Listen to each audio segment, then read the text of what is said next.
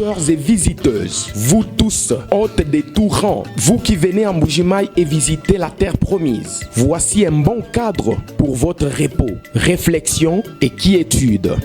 L'hôtel Gloria. L'hôtel Gloria, le meilleur de son genre et l'unique en sa qualité. Voici ce qu'organise pour vous l'hôtel Gloria. Hébergement avec 3 types de chambres, à savoir chambre simple, monobloc, appartement. En plus du logement, vous avez droit au transport des clients assuré depuis l'aéroport jusqu'à l'hôtel. Le déjeuner, la connexion internet gratuite et fluide, une baignade à la piscine assainie.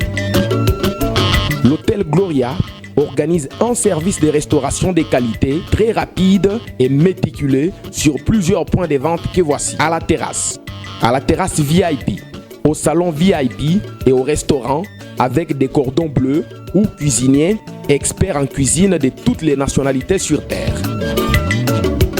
L'hôtel Gloria organise également pour vous un service de blanchisserie avec son pressing ultra moderne qui répond aux exigences de nos aimables clients. L'hôtel Gloria organise pour vous un service de location des véhicules à un prix défiant toute concurrence. Une salle de spectacle pour toutes vos réunions et fêtes de mariage. Passer un séjour à l'hôtel Gloria, c'est se donner la chance de vivre très longtemps sur Terre car les meilleures conditions de vie contribuent à la longue durée de vie sur Terre. L'hôtel Gloria est situé au numéro 71, quartier Kachala-Bonzola, dans la commune minière de la Kanchi. L'hôtel Gloria vous offre une occasion de vous amuser et vous détendre dans une boîte de nuit incomparable pour ceux qui veulent danser et se défouler. L'hôtel Gloria, c'est le meilleur de sa série. L'hôtel Gloria, c'est l'avant-goût du paradis. Bouyei malamu na Sarah, application ya Afriland First Bank et sali na téléphone. Salela misolo na yo na tango nyonso lingi. Na Sarah Banking, ezande bank na chombo na yo. Tinda mbongo na yo na bokengeli nyonso ata ofandi na ndako. Consultez solde na yo, landela ba crédit na yo, sala ba virement bancaire, senga cheke na yo, tope tuna motuna pona kokoso ya lolenge nyonso. Elongo na Sarah Money, biso nyonso tokoti masolo ya bank na chombo na pete nyonso. Afriland First Bank a komiseli biso libenga na ye na téléphone. Ata oza na compte bancaire te, salela mbongo na yo na téléphone na yo na kimia nyonso. Na lisungi ya Sarah Money, okoki kotinda pe kozwa misolo, kosomba crédit na yo ya communication, kofuta mbongo ya biloko sombi, tembe sili. Kende na lombango ko télécharger application na yo Sarah ya Bank Afriland na Google Play to App Store. Pe kimambango na agence Afriland o ezwami pene sika ofandi po ba activele yo Sarah. Sarah, Bank na biso et longo na biso bipai binso. Afriland First Bank, the pack. Vous avez des difficultés à trouver un véhicule qui convient à votre budget? B4World, avec un stock de plus de 80 000 véhicules en ligne, vous offre un large choix au prix le moins cher du marché. B4World assure une livraison rapide et sécurisée à nos clients de la RD Congo. Il vous suffit de commander et nous chargeons du reste. Alors passez votre commande dès maintenant sur www.b4world.jp et recevez votre véhicule à la frontière la plus proche de votre région. B4World, keep moving forward, keep smiling. Très bien. Mbote na bino balandi ya bosolo na politique officielle. Misa ya tongo ya lelo ebandi esengo na motema koyebete boza ibele. Uta mukolo ya lendi to bandaki lisolo lelo toza vendredi beta maboko na ndako loba sango merci pour mosala yango toza kosala. Bobondela mingi pona ngai batake ezali ebele surtout na ba révélation ya makambo ya est, il y a beaucoup de gens qui nous attaquent au téléphone. Il y a des gens qui promettent beaucoup de choses contre nous, mais je suis très souriant parce que je sais que Nzambe azana ngambo ngai. Surtout que musala ngo tozosala na sous-traitance ya mutute, mutumoko atindi bisote toko sala yango na lolenge longobani. La vérité est têtue, mais kotika la kaka vérité. On n'a pas besoin il y a quoi associer bato ebele pour que ça soit une vérité. Quand tu sais que tu es dans le bon, continue à travailler. Bozana Bukavu.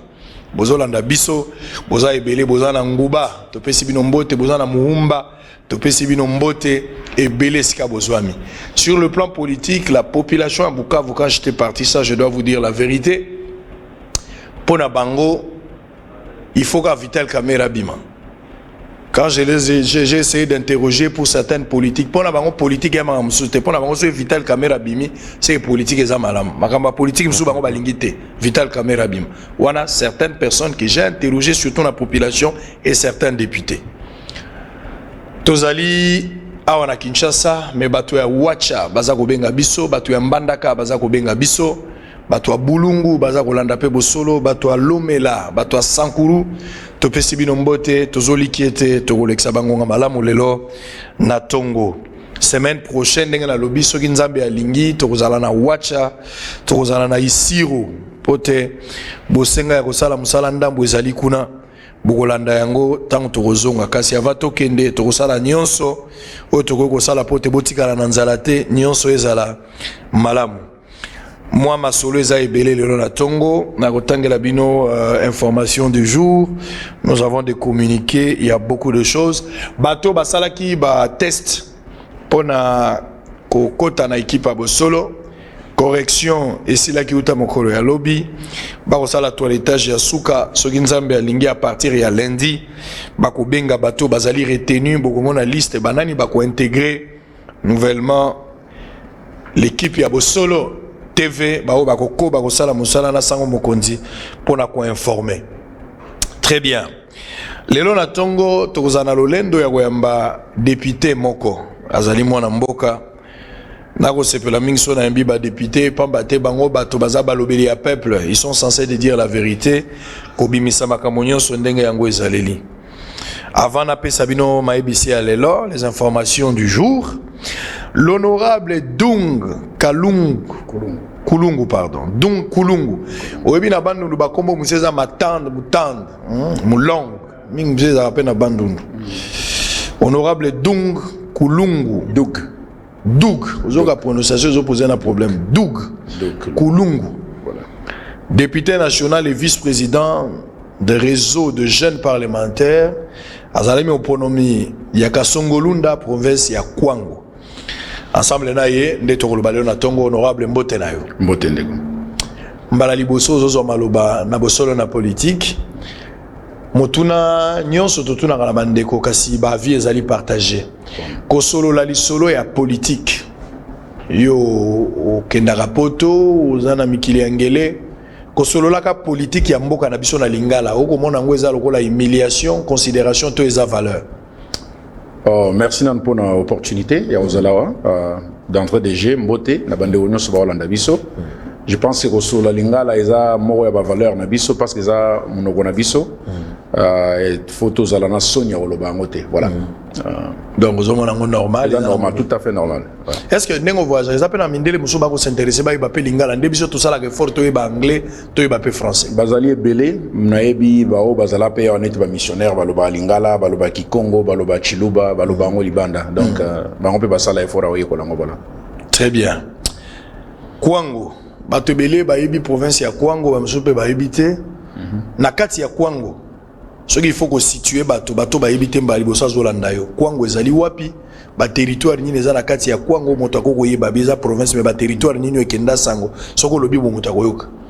Bon Kwango eza o toza obenga kala Bandundu siko grand Bandundu eza na kati nango toza dona Bandundu ville ya na kati. Non, c'est-à-dire Kwango ezalaki partie à Grand Bandundu ezali partie à Grand Bandundu na passé ezalaki province ya Bandundu siko ba kati yango na 3 nde koma Maindombe Kwango na Kwilu. Okay. Kwango siko capital nango iza nani Kenge, iza presque 200 km. Tozana territoire ya Feshi, tozana Kaemba, tozana Kasongolunda, tozana Popo.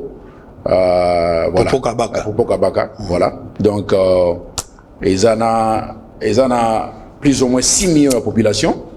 Donc iza parmi la province iza vraiment pauvre. Et espoir na biso ezali ndenge nini ko travailler ko tala ndenge ni opesa bato na biso ba opportunité ya bien po ba yeba ko keliboso donc tozana ba école ebele kuna notamment toyeba na mingi neti bayaka mena se bayaka ba choko bazali balunda bazali basuku be école ebele donc voilà un peu mais bayanzi eza kuna te bayanzi bazana Kwilu si je m'abuse pas bazana Kwilu Kwilu na Kikwit c'est-à-dire Kinsuri eza wapi Kinsuri wana na sirza bayanzi te Zarande baenzi. Et cause à la banque, Voilà, voilà. yoka ekanga ba te belé kin sodiwan. Voilà. Na yeba phénomène ngote ezaka nini?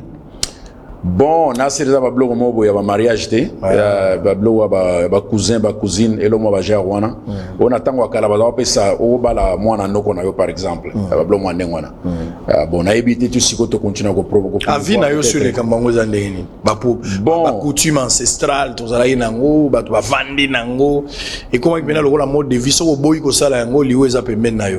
Oui, bon, eza bablo mo boya jar ba za imposer ba to ba choix. Dans le monde actuel, ils ont bien mingité pour imposer bateau. Surtout un petit choix mariage, je vais imposer mon tout parce que mariage ils a adventure, ils a aventure. Ils ont pas façon ego qui ndebele. Alors pour ba la moto, il faut y ba tempérament il faut y ba genre na moto azali, bolingo na envers yo. Ni neza ba caprice na ye soki okoti loko oyo moko 8 ans oyeko la mutute peut-être boko koma na sukate donc d'où peut-être dans moment wana ezala ke loko bien baza sala pour ba raison peut-être zo ignorer mais na stade actuel bezala impossible mutu moko atangi na France aux ici na Congo ezola yende kona na kwilu o imposer il faut ba la sobalité ba conséquences néfastes des alliés ozala moi passi voilà. Très bien. Awa nazoya na voacha na Isiro Kisangani bato bazakuna bato a gouverneur boye bisa gouverneur abamba déjà banzela boye bisa atonga déjà ville na Butu posoki na komi eri yango ebolobi na eloko te ville na bino ndenge zali botikali kolakisa te province bolakisi eloko te tangu na koya na filmer ba image na ye nango tangu na kosala compte rendu na public groupe ya gouverneur bakosukola babandi te. Journaliste azo bundisa chef de l'état, journaliste azo bundisa gouverneur, batinda ki faut za pesa ki mo eri yangoyo. Soki botonga ki banzela te tikali 4-5 jours bosilisa banzela. Botonga gouvernement, soki gouvernement na Butu, botonga province. Pourtant na koya explication ezala te. Ngana koya tangu na koya yebanite, mais na koya. Soki na ye na ko filmer, tangu na ko filmer pe na ko lakisa yango. Toyoka français te na sima o ba pesa ki mbongo eri yango na zo avertir. Tonga province na pourtant ngana koya na ko filmer. Comme ça n'est likama atato lien ndako na yo atato sepeli mais soki na zongi na kisasa na koki ko changer les journalistes n'a pas d'amis.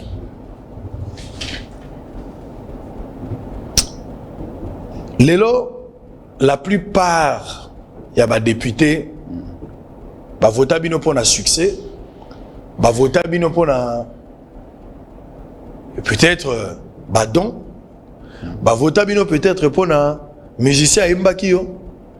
Il y a des députés, quand tu es en face d'eux, tu te dis, on est en face à député, tu es en face à Koulouna. Mais Azab n'a député. Parcours politique na yo, lelo. Oyo zana, on a académique, moutako ko retenir azana lolendo alobité, je suis en face d'un élu du peuple. Ezani. Betana du solo na yo, parcours politique et académique. Non, merci. Mais on a corrigé le mot, on a besoin de mentionner territoire à Kenge, et on a parlé de ces provinces à Kwango. Ngai na, bon, na Tangi, na sisi na Jamaïque, na Kitambo Jamaïque, na Batela. Après on a une autre na, je fais une année na ISC, na 2000, je pense 3 ou 4. Après on a na Kindaki na Californie, na Tangi na Californie, na université à Fresno Pacific University. Fresno eza na katikati ya ville ya San Francisco na Los Angeles. C'est une université chrétienne. Na Tangi on a na sali business administration, na concentration na comptabilité. Na moi ba cours mususu ya économie toujours qui na sisi classe na 2010 na silsi na zui licence to benga ngo bachelor en anglais après wana na bandi ba misala ya lobbying comme étudiant na kendaki aux États-Unis na rêve ya kotanga mais aussi ya kotala comment ko accompagner Congo c'est-à-dire ko lobela ba problème ya Congo ko yebisa bandeko na biso o ba américain ba kozala na motema ya bien ya koyeba au Congo ils avaient traversé n'est pas problème na comme étudiant nous avons la chance ya ko apparaître dans la télévision américaine comme étudiant nous avons publié sur le Congo j'ai fait ça pendant au moins 6-7 ans avant en 2013 nous avons lancé fondation na lancé fondation na kombo ya papa Kulungu for Congo kombo ya papa Zagi Kulungu comme moi monsieur Kulungu papa Koufi déjà papa Koufi oui na sali yango on a continué na misala je suis revenu au Congo pour la première fois en 2014 on a installé cybercafé na Mbinza Ozone na yaki na ba au moins 20 machines neuves idée c'est là qui comment ko pesa ba jeune congolais chance ya koyekola informatique ça pourtant ba futambongo. Comme étudiant à ISC, tu as 400 dans l'auditoire moko, tu as 2 machines. Dans le Congo, on a image que tu as un problème avec l'ordinateur dans le Congo. Et dans la promesse, dans un jour, j'aimerais revenir au Congo, au Sala Cyber Moko, pour former les jeunes quinois, mais gratuitement. Tout ça, les cyber, on a 2014-2015, Siko, ça fait déjà 5-6 ans que tu formes plus ou moins 400 personnes par année, gratuitement. On a Excel, Microsoft, on a Internet, Explorer, Bablo, on a Nyonso. L'idée est que moment tu formé bango mais nous avons chance à vous na bango pour l'entrepreneuriat parce que c'est que je me suis rendu compte qu'au Congo mutunyo sozo comme ça là tous en bateau bateau ko créer misala te netio sango sali to ba kilo ba fleur souena ngai kozala comment to kozala sûr que population congolaise jeunesse congolaise ils ont la capacité ou intellectuelle ya ko créer misala. Parce que tu sais que Moussala, ceux qui ont luki ango, au bandi na 8 heures, tu dis 7 heures aussi ici. Mais ceux entrepreneurs, on travailler 12-15 heures par jour, mais après un temps, on va dans ça la souming n'engwanate. Avantage entrepreneuriat ngwana. Wana eza yelo kona yekola ki libanda et na mona ke fallait na tala ngeni ni ko mango pe na Congo. Alors na même optique ya ba idée, to bandi ko encourager ba jeunes, so ba sisi formation, to pesi bango ba certificat na bango. Ou ils ont certifié formation à bango baza capable na kokende pe koluka ba misala tozana ba témoignage ba zo misala na ba Nations Unies ba sombi pe ba parcelle pour na ba famille na bango grâce na mwanda mbo ba yekola ki na cyber na biso. Bon après on a créé projet à ba bourse na za pesa ba bourse na ba ressortissant ya Kwango ya Kasongolunda pour na za spécifique na territoire nanga. À l'époque na za politicien était na za pe ambition était. Tu dois soutenir plus ou moins 25 étudiants. Tu as évité de te préparer à photo. On a ceux qui ont été prochainement au Monango. L'idée est que ceux qui ont fait les bango classe, tu as formé bango na cyber, tu as aidé bango na syllabus. Moment na na Congo, na zo passé temps na bango. Mais aussi moment na zo yana ba camarades nanga ba américains, ba hommes d'affaires. Tu as chance ya ko solola na bango ko inspirer jeunesse congolaise pour ba la capable ya ko aider pays na biso et kende liboso to ba ko produire. Au lieu que tout le monde a pour se retrouver dans la vie, il faut être politicien. Wana eza blog eza vrete Congo tozana ba belé tozana ba minerai tozana ba tout nyonso poto réussir ba compétences intellectuelles ezali alors ezana kaka eloko ya koluka ko aider jeunesse na biso na kopesa bango ba idée ko encadrer bango genre ba mentor po ba ko réussir na ba idée wana. Après ko sala yango na 2015 ou 16 j'ai amené ba membre ya comité ya administration na fondation. Tout ça là qui tourne à Kingwangala c'est dans les Kasongolunda, ils ont d'ailleurs base nangai, bandeko bazolanda biso ya Kingwangala baza ba kino mbote na bino, ils ont presque commune il y a 15 à 20 000 personnes. Et na zongi na zaki na idée na investir na ba ville. Mais papa alobaki nanga pour aider batu ebele kende na intérieur comme olingi ko salisa batu. Na ki sasa batu ba onje msu zali ezo aider. Mais chez toi il y a rien. Ezaki na kende na mboka wana j'ai amené ba américain ba nanga to kendaki banzela to tambolaki to moni ba état école état mai et tout chaque ba partenaire nangai to se décider ki to pesa bango forage na 2016 to salaki forage soki bilili ezali ba on va montrer ça. C'était d'abord voilà. L'entrée de jeu. Voilà. Ce qu'il faut retenir, la grande question. Voilà. Aux États-Unis, au Tanguy, aux chance, il y a comme ça la nyonso expliquer bissoir. Qu'est-ce que vous faites concrètement? Oui, bien que n'a pas de problème. C'est vrai que l'idée n'a aucun problème informatique. Pour botanga ina yese na 2 machines. Mais le problème est ça belé. Voilà.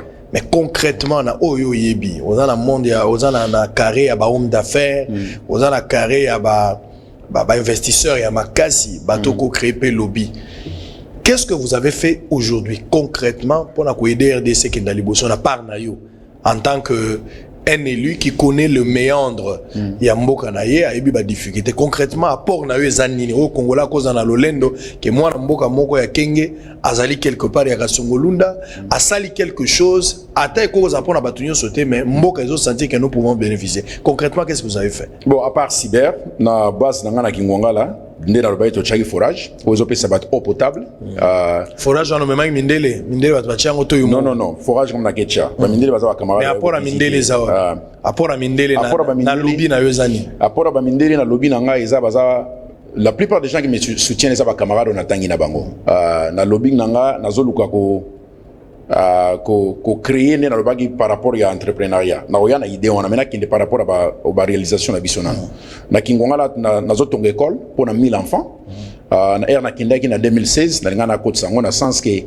na kutaki be école moko ya bien té bana bazo fanda na mabele ba condition ya vie ezaki ya bien té alors na zaki décision ya ko tonga école ndé na zoloba image zolega komona ba bâtiment oyo bazalaki nango na ototongi to na zotonga campus moko za na 6 bâtiments na 6 bâtiments wana to bakozana mesure ya kozana ordinateur na internet et kozala première fois na province ya Kwango na village moko boy na commune bato bazana accès na internet na ordinateur bana bazo yekola ndenge nini ko utiliser ba machine wana to sali forage to sali école esina to sa salle polyvalente pour na ba image au monde bazaki na ba salle moko ya ba salle de prof ezaki ba qualité ya bien té donc tozo même modernisation na mboka eza projet moko ya munene na école wana na niveau toujours ya kingongala na sali nazo sala maison communale plutôt pour na yaki na yeko kuta l'état eza par terre nazo meka ko aider l'état té mais na comme député na mona yaki na je pouvais aussi ko yeba ko sala un pas avant na yeba ko inviter à gouvernement na ko aider biso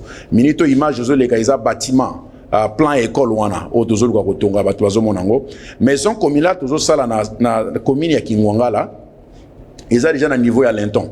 Tous autres tongango, tous silisi yango, tous chango ba panneau solaire. Financement où tu as. Ils ont toujours un niveau à fondation nangai. Tous silisi to pesi yango. Fondation ils ont un partenaire. Ils ont un partenaire. Ils sont mes amis, voilà, qui me soutiennent. Voilà, nous on a un niveau à Kingwangala, un niveau à Tembo. Tembo boyokango kala, kaemba Tembo ba mboka yebana rapona diamant kala.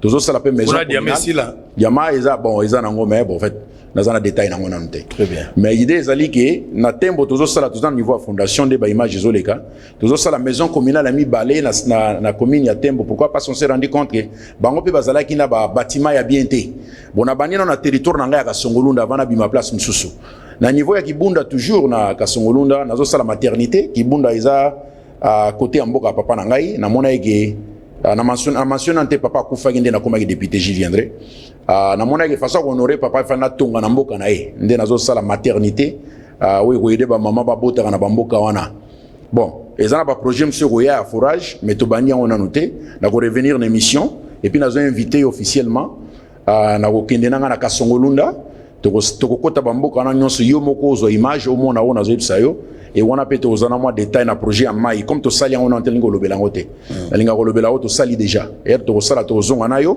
to zonga na plateau to sala évaluation par rapport ya très bien bato Kasongolunda na kozala pena Kasongolunda boyoki ndenge le Kasa est pesami officiellement. Joël Nzampungu va se battre. Maître Régine Poyi. Et puis chargé de mission Yann Mukendi. Il va aussi s'arranger pour prendre ma disposition Nyonso. Tout ça, la chargé de mission, c'est lui qui s'occupe de tous les déplacements que j'effectue. Il va mettre le calendrier pour que tous à la Kwango, tout la bande kwa Kasongolunda, Tembo, Butembo, Panani, Tembo, Kingwangala. Voilà. Toko Makuna. Alors, on va d'abord évoluer. J'ai compris que au Sali Biloko Belé, mon sous-paysan a projet. Pourquoi comme député? Bon, motivation comme député parce que mon lobby Biloko ne sala qui en aucune ambition politique et à la voilà. Pourquoi comme député? Il fallait continuer. Pourquoi il faut avoir député? Voilà. Non, on a ndena lobaki moment où il y a élection na zaki pérate. Papa na ngamto zaki député, zoki ngana ti premier suppléant nae. Après l'élection papa Koufi. OK. Papa Koufi. Olié papa.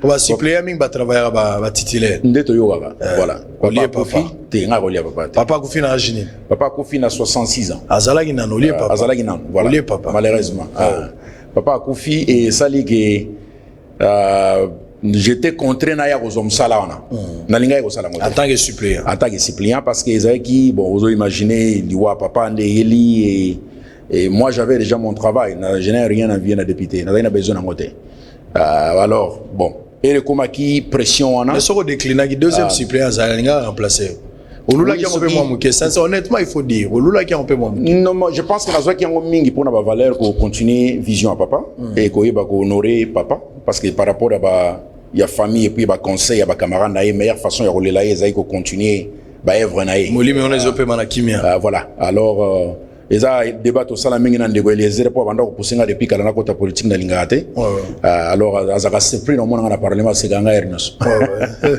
voilà donc on a kolo lopango mbote na yo ndeko voilà donc erna yé neti premier suppléant à papa nazui kiti ya papa. Donc année à liboso ils allaient facilité. Pourquoi? Parce que il fallait na sala effort ya ko bossa na papa pour na sala musala na ye. Yango moni même na ba média na zo ki moi temps avant na banda kolobela bloc wana parce que na za continuer kolela ye. Mais on s'est rendu compte que la meilleure façon de rouler la papa, c'est de pérenniser le combat. Combat nae, ko sala ba rêve nae, vision nae. Il faut y avoir un moment dans lequel kingonga la ko sala ba action yo, dans lequel toujours na papa. Donc c'était un ami pour moi. Donc on a eu une vision nae nyonso. Il y a une bloc politique, il y a un développement, mais tous travailler ensemble. Quand on a aider bande konabiso. Alors tant que l'on est aux États-Unis, voilà. Pour la première fois où il y a na Kasongolunda, Kingwangala.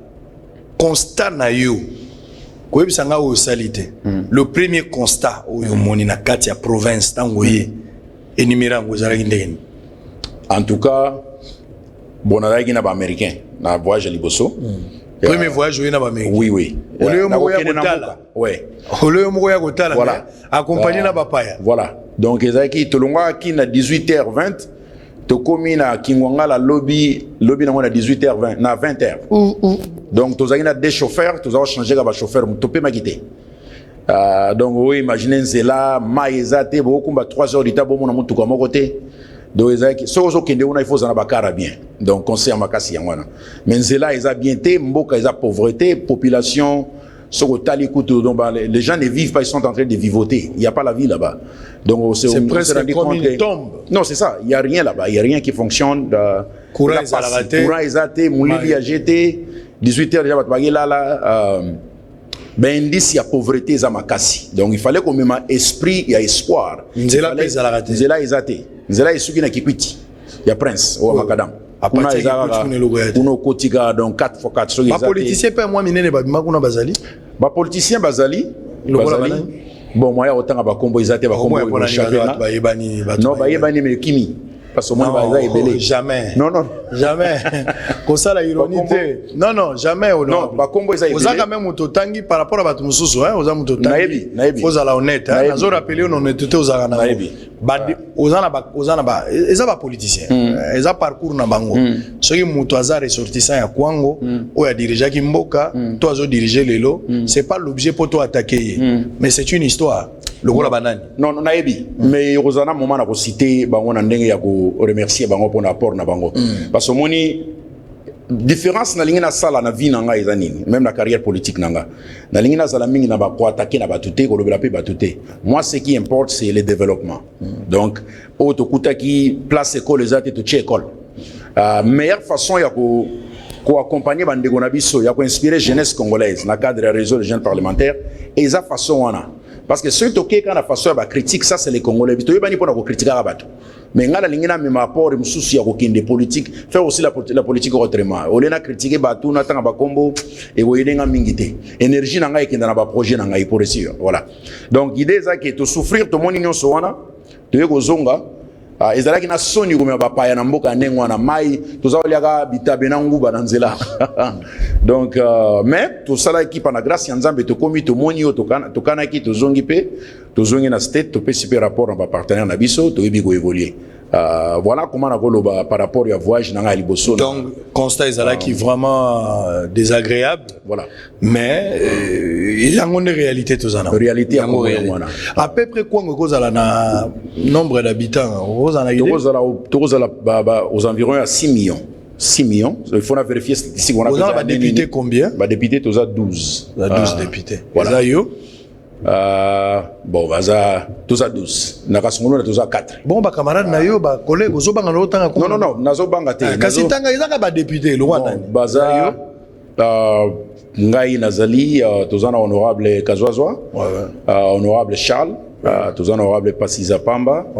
Honorable Emmanuel, honorable Mbosso, président Sikoyo, président Nabiso, honorable Ibula Lumbu, honorable Kutekala baza ebele. Donc place olo ba mikolo na biso. Place olo ba kwango wana nzela ezate, kura ezate, ma ezate, bato vivoter là sur le bien bato presque le roi na tombe place bazali nemboka ya mboso banda oboya président de l'Assemblée nationale. Bon eza kwango oyo tu pousse na teka si na eu réponse na comprendre que banda ko batela nemboso. Non eza kwango oyo ezala boye depuis Mobutu azaka président ozomona mboso pas azaka na Mobutu eza kwango oyo président mboso azaka na mboso azaka directeur officiel na biga azaka na Mobutu pozo kanza zobeta zolo wa mona botami lelo azaka pe na Mobutu. Non azaka na bango oui mais siko tokozwa problème no si ya kwango to tchango na bapeka mboso mboso za mutu moko bongisa kwango yemo comment.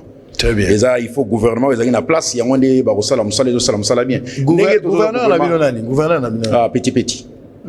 Comment vous trouvez Bila gouverneur jusqu'à ce jour? Non, aza na vision pour la province nae, azo travailler na ba projet est essentiel pour namboka nae. Mais ndenge ozo yeba, problème ya Kwango, ezaka problème ya Kwango te, eza problème ya Congo nyonso. Ozo lo belambo ozo que semaine prochaine ba bongisa banzela. Donc eza problème oyo to kangami nango depuis 1960.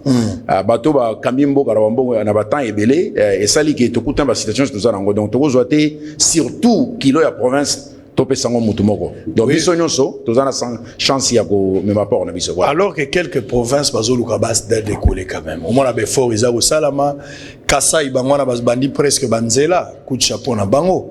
Lubumbashi pas Kiabula. Tu sens qu'il y a la vie.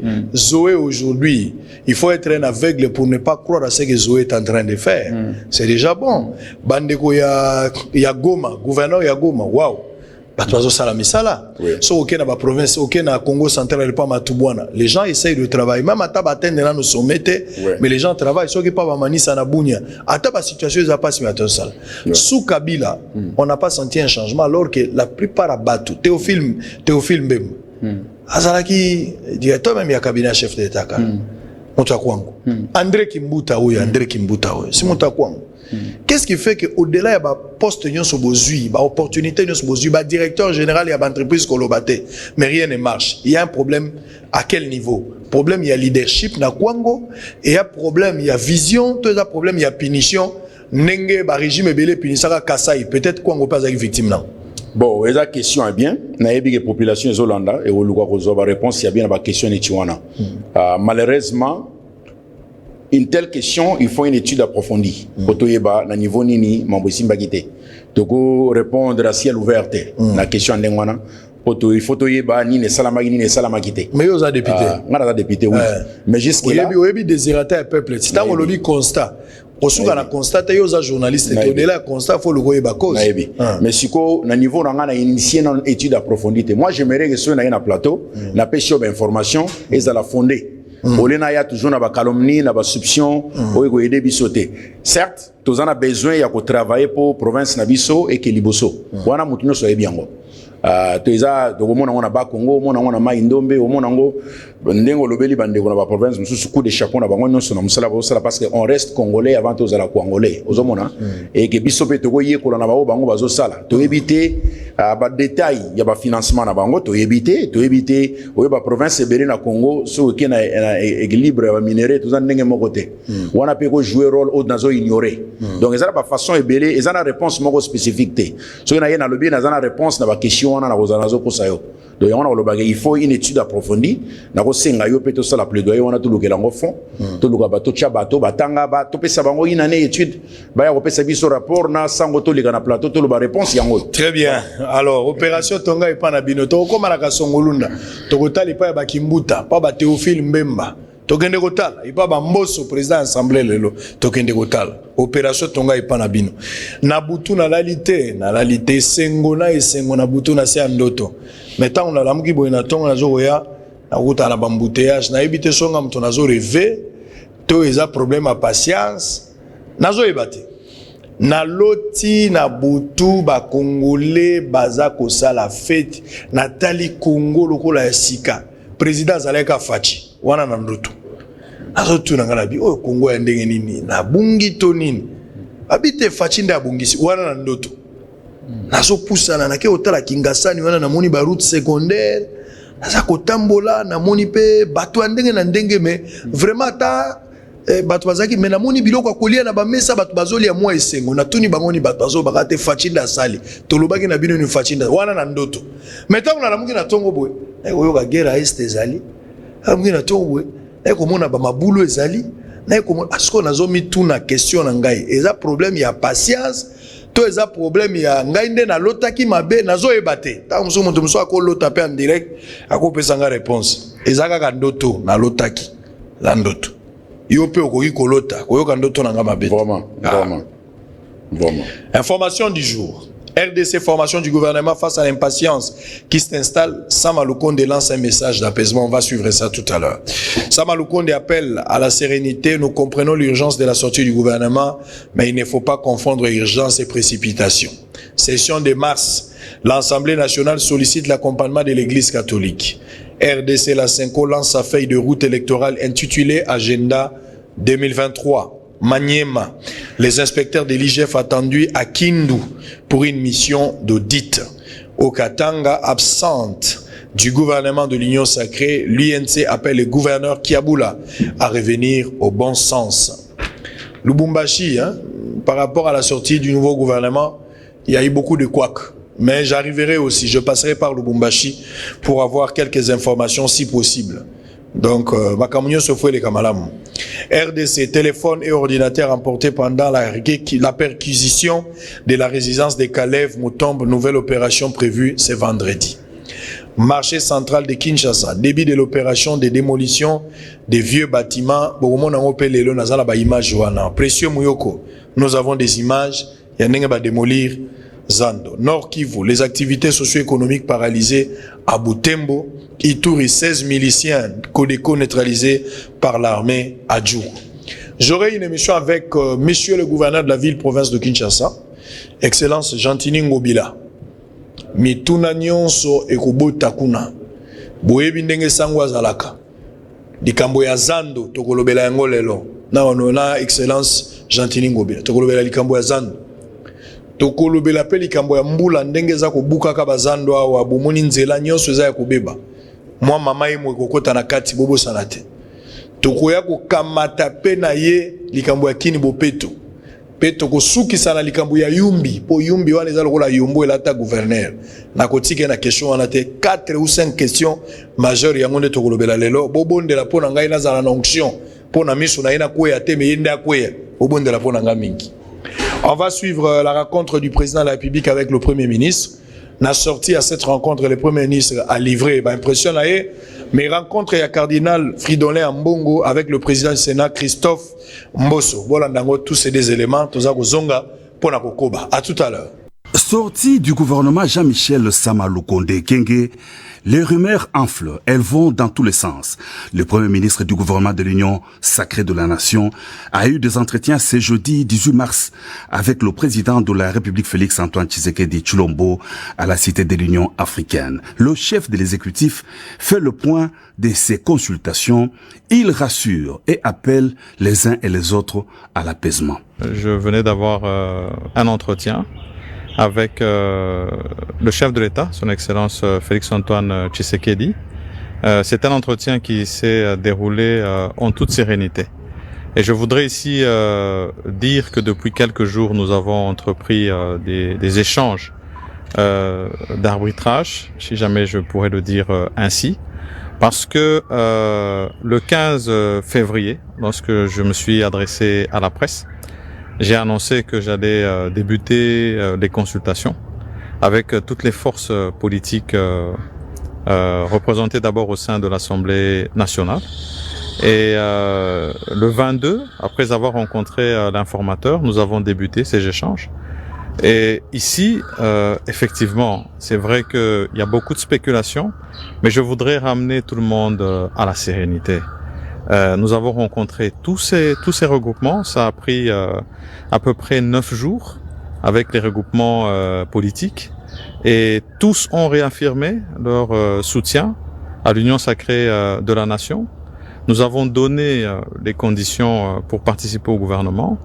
Et nous avons reçu les propositions en termes non seulement d'enrichissement au programme du gouvernement, mais aussi de participation au gouvernement de l'Union sacrée de la Nation que j'aurai l'honneur de diriger. Et après cela, bien sûr, c'est place à ces échanges pour pouvoir arriver à ce gouvernement.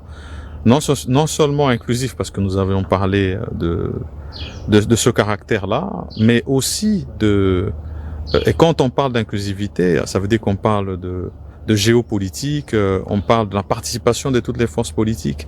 Et aujourd'hui, nous en avons plusieurs qui ont adhéré à l'Union sacrée de la nation. Mais on a aussi évoqué d'autres critères. C'était de dire que nous aurons voulu voir participer la société civile. Nous voudrons aussi que nous puissions avoir un certain taux en termes de participation féminine et de la jeunesse. Et donc, quand vous prenez tous ces éléments mis ensemble, vous comprenez que cela demande qu'on puisse faire un travail méticuleux. C'est vrai que nous comprenons l'urgence de la sortie du gouvernement, mais il ne faudrait pas confondre urgence et précipitation.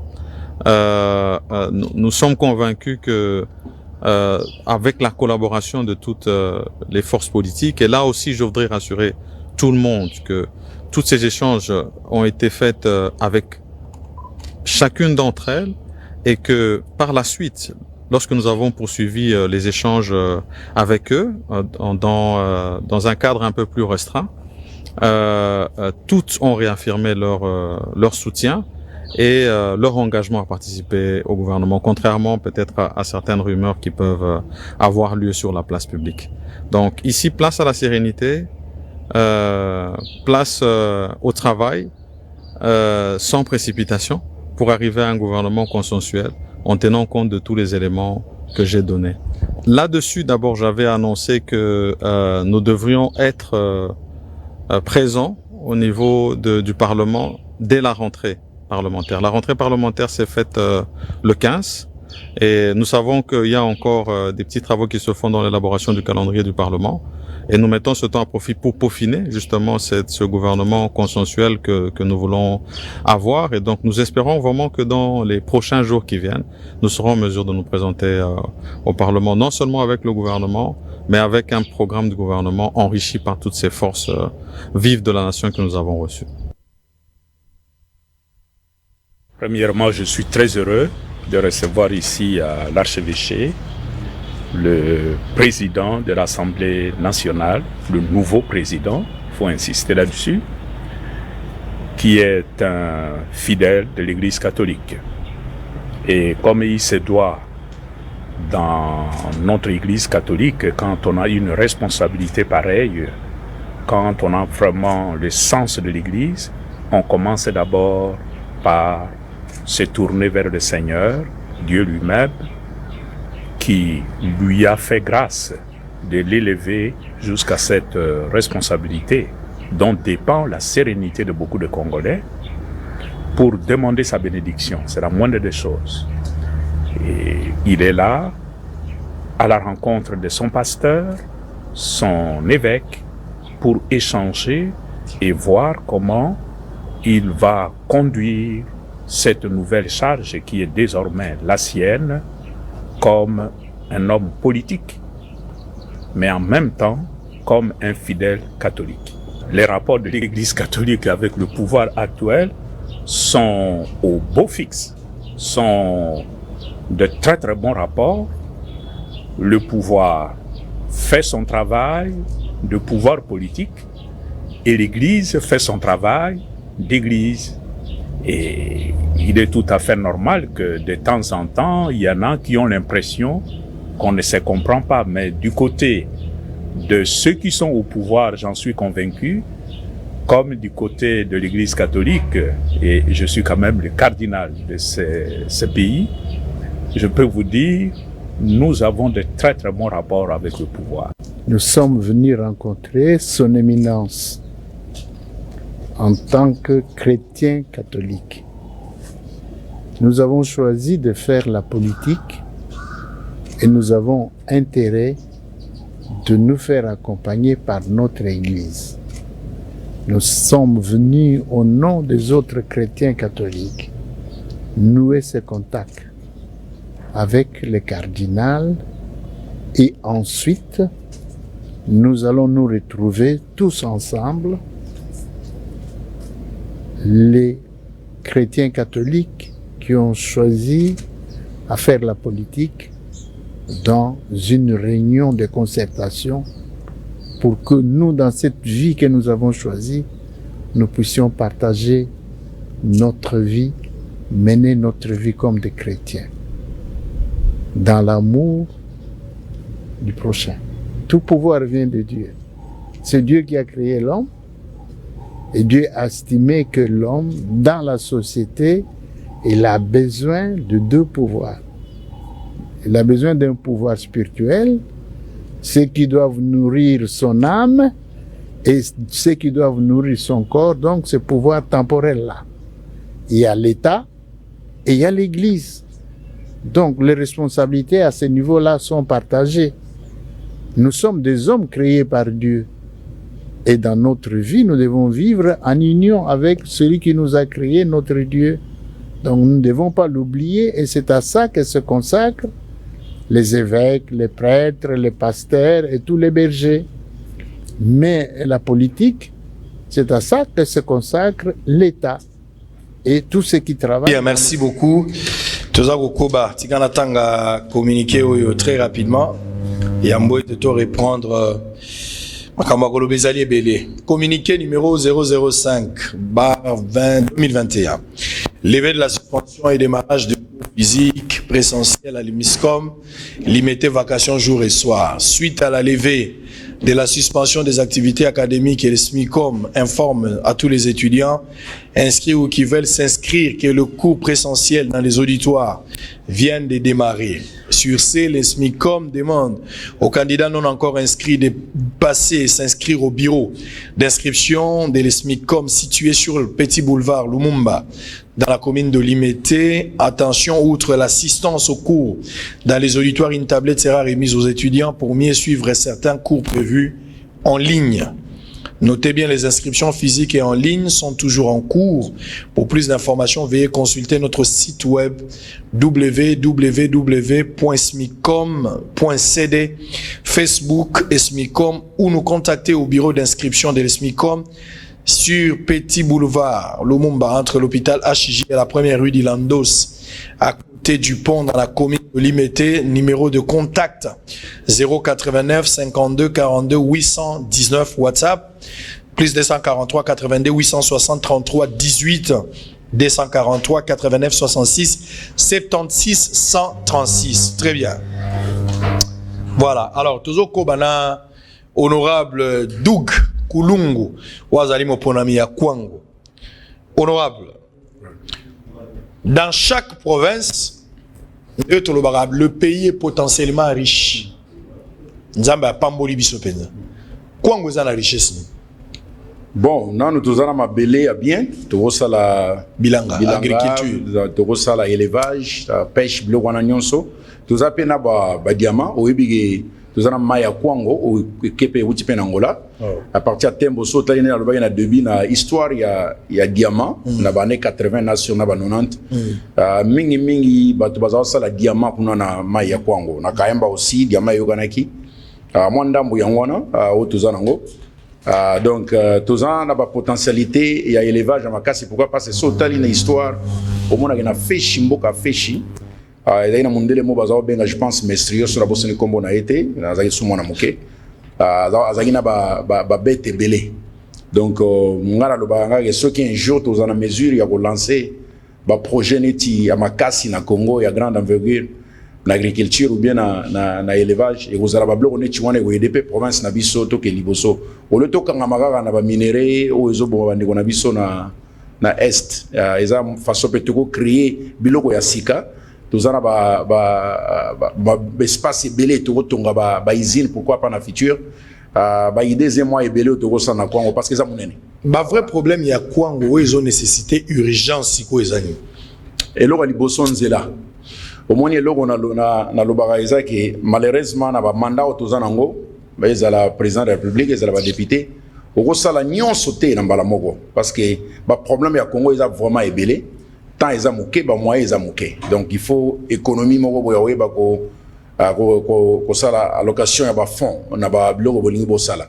Mais ceux qui ezalaki nana projet mona ko pona Kwango pona ngai e ozala nzela, pourquoi parce que nzela e ko aider que hein ba to ba bimaka na kin et kende bango pe bazana ba produit bango memela biso na kisasa to sombi ou be bimina kikwite bimina kenge ezo aider bato bazana mboka baya na kenge basombi biloko bazongi rapide so muto abeli ke na mboka hôpital ya bien ezate bango bimisa rapidement abimi mais wana nzela pourquoi parce que na moni nzela ndi ko fungola nyonso mais après nzela tozana ba besoin ya hôpitaux tozana besoin ba école ya bien tozana ba besoin eza ebele.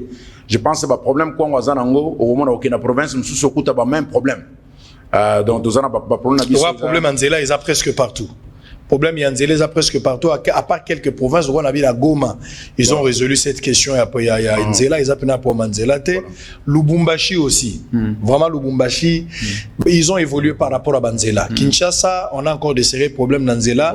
Vie exode rural autour de Ngolelo. Mbujima il y a un sérieux problème il y a Nzela. Bukavu champion Nzela égalité. Donc il y a la province Mbandaka Équateur. Il faut même pas parler, il faut oublier ça. Il y a pas problème au Nzela notamment quoi on est ngolobi Bandundupe. Bandundupe oza olobela bamboka bayansi bakote wana nyonso kuna banzela bien ezate nzela ekendaka banda kisasa na masina wa sogeti na kenge puis kikwit et suki wana babenga ngo je pense 622 après kikwit après kuna nyonso na sina chikapa na wenzela pe kendaki mais kote ya biso kokota bakwa onde na olobela en tout cas banzela ozo kanisa ke développement ya mboka oyo ko passer par nzela. Oui, on est impératif sans zela développement zate parce que ce que vous même bamboka mi pa ya tokendaka et logo yedaka bato za zela ozomona États-Unis za makasi na transport aérien donc bato mingi ba voyager na ba avion boina boy mais banzela na bango ezali mutu nyoso na mutuka donc yo nanga so tozana mérite ko kotala mutuka na kumba na ndego Eliezer 400 km je pense aux États-Unis na Californie en 2017 biso mbareka na mutuka tozu mutuka to kumbi nzela ya bien to ke tozo beta masolo nzela donc pour te dire que bango ba préparer banzela na bango biso toza na problème wana donc ce qui nzela ezate na yebi que président zana ba projet belé na premier ministre Zoya mais loko makasi bako sala pona Congo eza nzela bon na ya za conseil ya présidenté na yebi zana ba conseil na e mais ce qui na zana moi conseil à muke na ko pesa et kozalaka ke ceux qui concentration ko tikela kana banzela même na mandat wa liboso ceux qui étaient au sambri et comment mbebele to aussi sangote so te ponika banzela to lobi que non chaque année to sala ka banzela pendant 5 ans ponzela yango moko ma développement ba tonga ba hôtel marchandises na facilité à tambola les denrées alimentaires dont on se pose la question na base na ngana mituka o ba l'encrezer wana ils a préparé pour na banzela wana mena weli mituka mawa donc bozo cha 4x4 ils ont kokate il faut boya na ba pa osusu donc bozo forcer car mutuka msusu to komi na nselea wa disque patiné na retour to benya ngo benda donc moni que parce que banzela ils a bien té donc ceux qui te sali banzela en tout cas pour na kwango en tout cas eza eloko oyede batu mingi banzela izotika la nécessité moko urgente batu sengeli basala vraiment pour na kotonga so totongi nzela ngala lobaki déjà chef de l'état aza na bonne foi oyo toko monango par rapport ya ba chef de l'état msu balekaki soko tali fachi otali bonne foi lobi azo ndenge na lobi bosiko bato ala muka balobi toyebi kozaka mtayi de pes ndenge na lobi bo po ba balinga honte tango obeta pes ko côté ko la biote au moins te ba uti opeso mbongo pa olive les gens aiment ça. Et moi, j'aime quand vous êtes dans le trouble comme ça me fait du bien. Mais il faut comprendre que Fachi a cette volonté. Au moins, la volonté est très visible. Mais Fachi, la volonté sans pragmatisme et aussi la vision de l'autre. Toi, on a besoin de ton anzelangai. Na mi komisi conseiller na yo. Ata nazali no mete menga na mi komisi conseiller na par rapport ya ba donner on a komona sur terrain.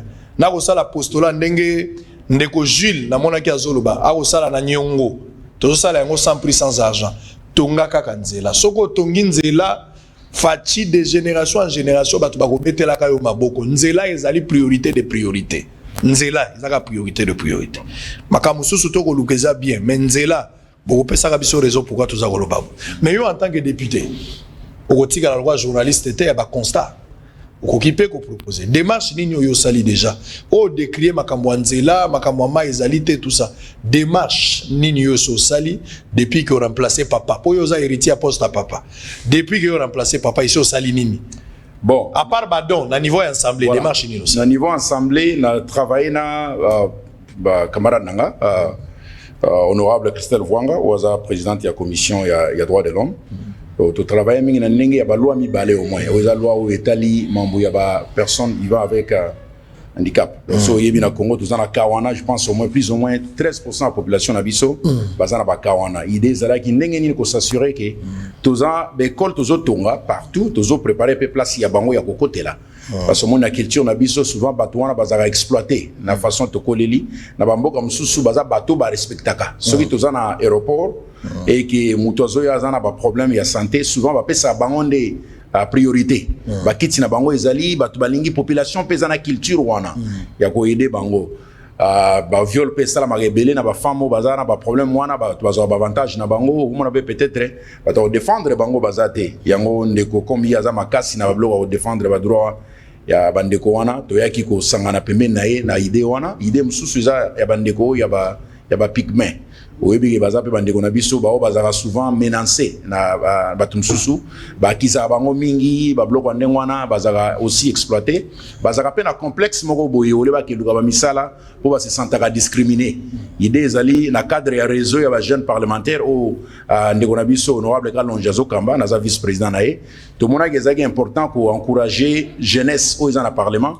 Là, surtout, on a 115 députés, moins à 40 ans. Si on a correct, sous notre statistique, l'idée est là qu'il y a soutenir les jeunes qui ont des idées, qui ont aidé, qui ont abisso, qui ont aidé, kolobela. Les Kamwanzela, tu continues sur l'ango, quand la baninga msusuni, tu as la ampleur. Et présidence, tous en a besoin à président de façon tout ça l'action est grande envergure, voilà. Très bien. Dans un aspect pour tout entrepreneuriat, parce que le bel entrepreneuriat, mon ami peut-être expliquer pour battre belé bazo si sa classe bazara na l'honneur. J'aurais voulu, je viens auprès de vous solliciter ce dont l'objet est repris à marche. Dans le bel entrepreneuriat vraiment pour expliquer avec expérience na yomoko pour convaincre les Congolais. On peut soit moins temps pour le bel entrepreneuriat. Mais avant cela, je vais d'abord souffler un tout petit peu dans la mois élément et belé. Mais je prends d'abord communiqué nécrologique au Pambate Salibiso passe. Mais en même temps, après Ango, n'enga le baboué ebembe honorable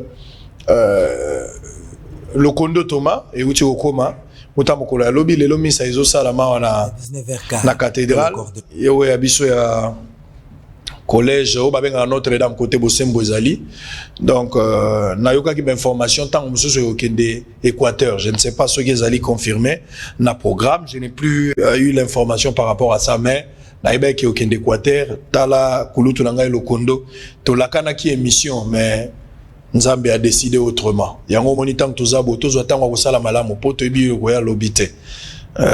Loko zalana mutuna rankine mais lobi bokabwani boya kufi. Donc Nzambe imoko ayebine ngazali bongisa tango zana bomoi. Où passeras-tu ton éternité? Bongisa makambuna batu. Il y a un ciel à gagner, il y a un enfer à éviter. Liwa ekiparate aux à la député aux à la générale. Quand il sera question de partir, tu vas partir. Honorable Lokondo, Pema na kimia kulutu nangai bokulaka. Na leli openza na motema leki na yo ya motema bandai ko benga mingi. La communauté congolaise de Sheffield, Angleterre, n'habite son atangi yango malamu apprend avec tristesse et amertume le décès d'un de ses membres, monsieur Pascal Mbombo Tomona. La famille et les amis proches invitent tout le monde à l'exposition du corps ce vendredi 19 mars de 10h à 17h et samedi de 9h à 11h30 lieu John Heath et Son 416 Iranchan Street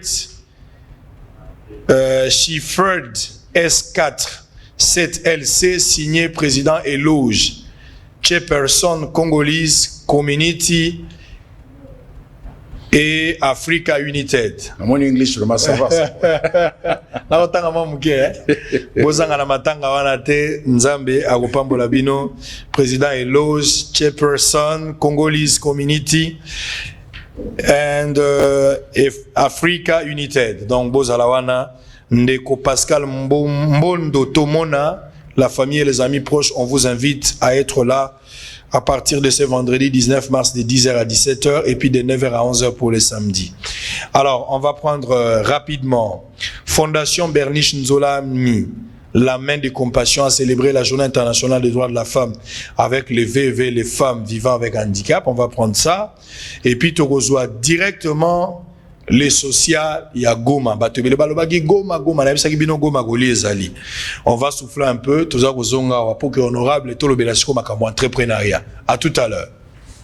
À l'occasion de la célébration de la Journée internationale des droits de la femme, célébrée chaque le 8 mars, la Fondation Bernice Nzolani, la main de la compassion, accompagnée des autres fondations telles que Thérèse, Aimons-nous vivants et Dominique, le maman au centre du monde, ont organisé un culte d'adoration à l'église Nouvelle Cité de l'Espérance pour rendre grâce au Seigneur. À cette occasion, ces différentes fondations ont remis des pannes et une enveloppe consistante aux veuves et aux femmes vivant avec handicap pour leur permettre de bien célébrer le mois de la femme et subvenir à leurs besoins. Bien avant cela, la fondation Bernice Nzolani, la main de compassion, était allé remettre des enveloppes consistantes aux veuves du marché Mawanga dans la commune de Makala dans le souci de les aider à aller de l'avant dans leur petit commerce. Madame Esther Kanyimbu, représentante de la fondation Bernice Nzolani, estime qu'il était plus qu'important de venir en aide à toutes ces catégories de mamans pendant cette période. Maman mutema malamu alobaki le 8 mars le kaboete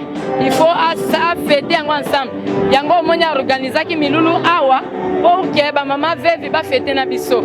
Alors moment to pasaki ba maman moko bien sikoyo to pesi ba maman veuve to pesi ba aveugle bilamba enveloppe bien aimé bato bazo souffrir nalingi na lancer appel na bato nyonso amite malamu soki boko soutenir fondation Bernice Nzolani maman oyo azana ba initiative ya bien mais faute de moyens yango moni ba projet mususu ezokokisa mate. Quelques bénéficiaires n'ont pas manqué de remercier madame Bernice Nzolani qui ne cesse de penser à eux bien qu'absente du pays. Ma Bernice, njamba pambola yo, na zuli pambola pa bande ko njamba pambola yo, abaksela misala kene liboso. Tika njamba pambola ka ukakate. Okanisela kabisa mbula nyoso.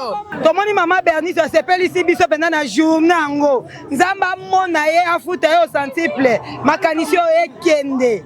En tout cas, ba porte fongwa mele lisusu ebele to pamboli e pena na kombo na Yesu Kristo wa Nazareth. Mama kende liboso. Nazali bogi na futa la kanta. Na la ni ngusongi 5 militaires. Sikoyo na moni ni ngwele ko sila le no jeudi matonde ebele.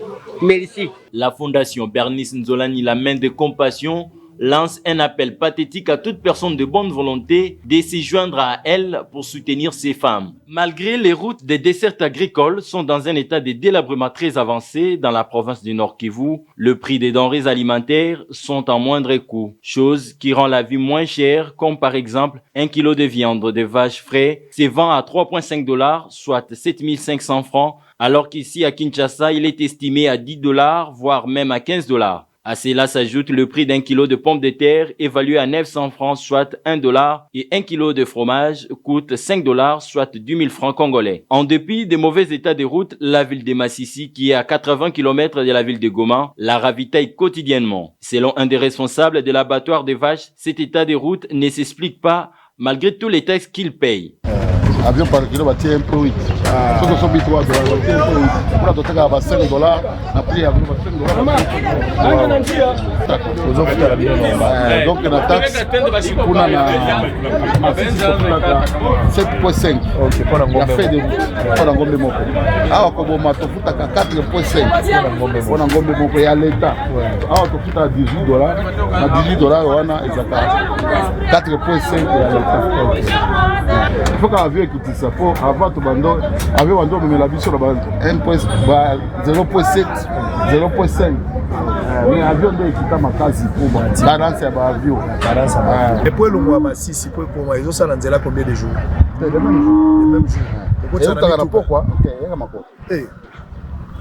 Donc zande si là na pourquoi?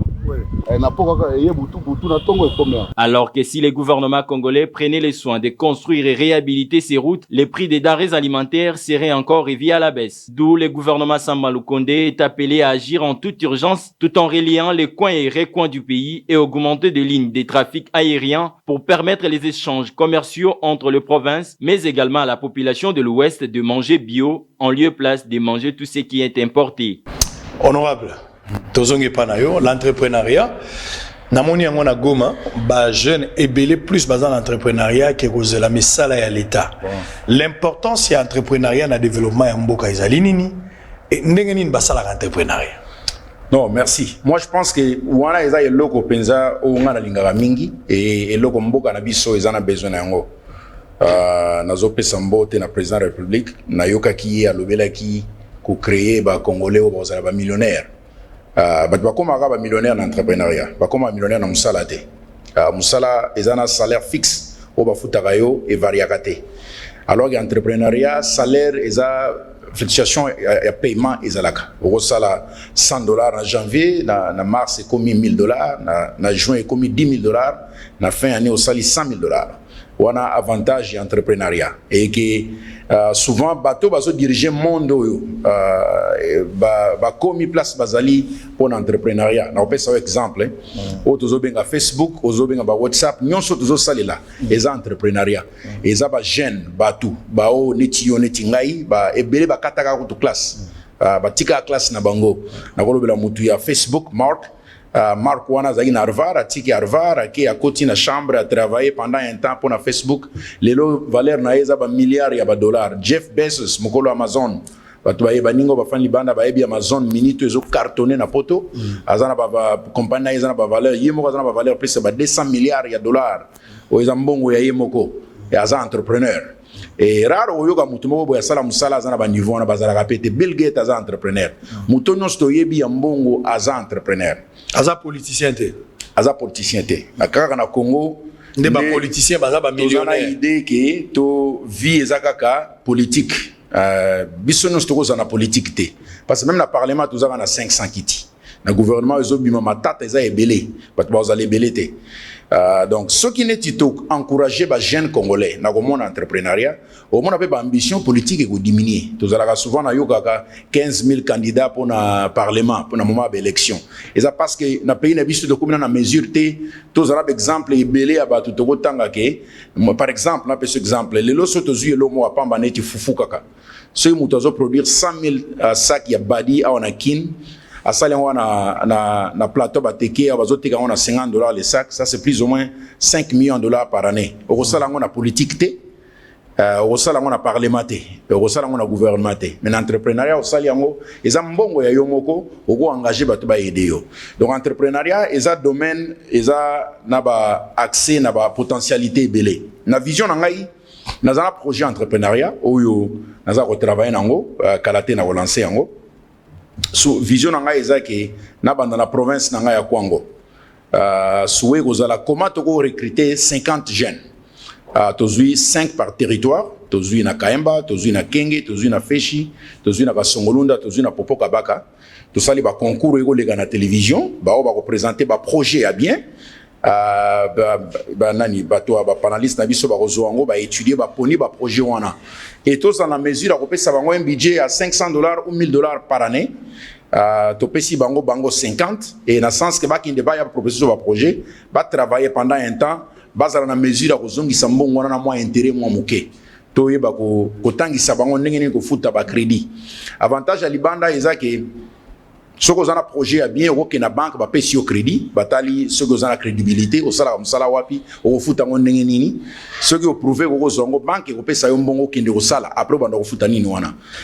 Pourquoi na sala elo wana? Parce que na lingina banda ko longwaka na théorie entrepreneuriat, ko na pratique na ngona Congo. Et nazo banda na ipananga comme Jésus avait dit faux banda na Jérusalem. Soué nga ezake ba jeune wana tokopona.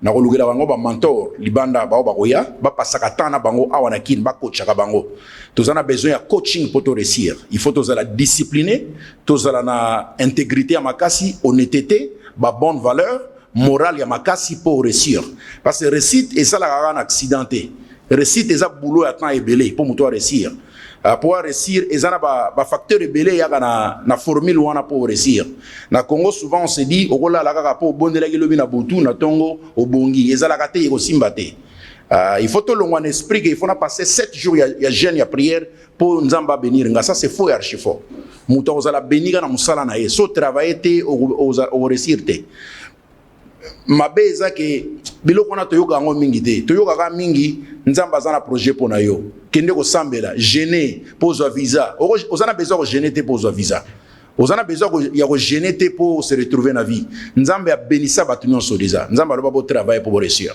baaméricain na monaka bango te na bajeune na priere oyo toza nango awa me nayebi économie na monde eleki ya bango te baza béni bapesaka mingi na nzambe parce que soki tobandi mpe koproduire ndenge wana tokozala mpe na mesure biso bacongolais tokoma koyede kosalisa bato mosusu l'une des raisons états-unis eza béni eza parce baaméricain baza ouvert babénisaka mpe bato mosusu pourquoi parce que bango monano baza béni alors pour ozala béni il faut travailler makasi alors moi je me disais que soki neti toleki na pratique oyo toza na mesure ya kopesa financement peut-être $1000 par mutu na 50 wana na ane moko to défier bango to tcheli bato neti yo moko sango parce que na wa travailler na Marius Munga na projet wana na ko chapeauter yango na Christelle Vwanga wa comment ko recruter bato wana bino ba journaliste bozala bo pona ba projet wana biloko na Amérique sala maka chaque jour bo poni ba projet to étudiant au total o eza bien te o bona boy to financer yango après to landela bango yo za ndenge nini o ngana ngina somba mbinzo na tembo na yako teka ngo na Kisasa au sommet on a $40 au teke on a $50 aux yeux intérêts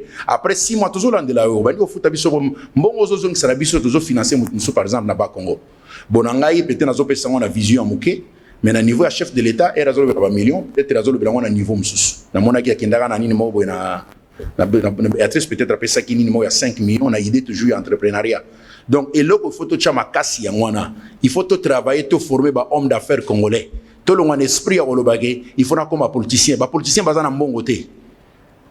Trump, les politiciens sont millionnaires mouibi. Pour on en a évité.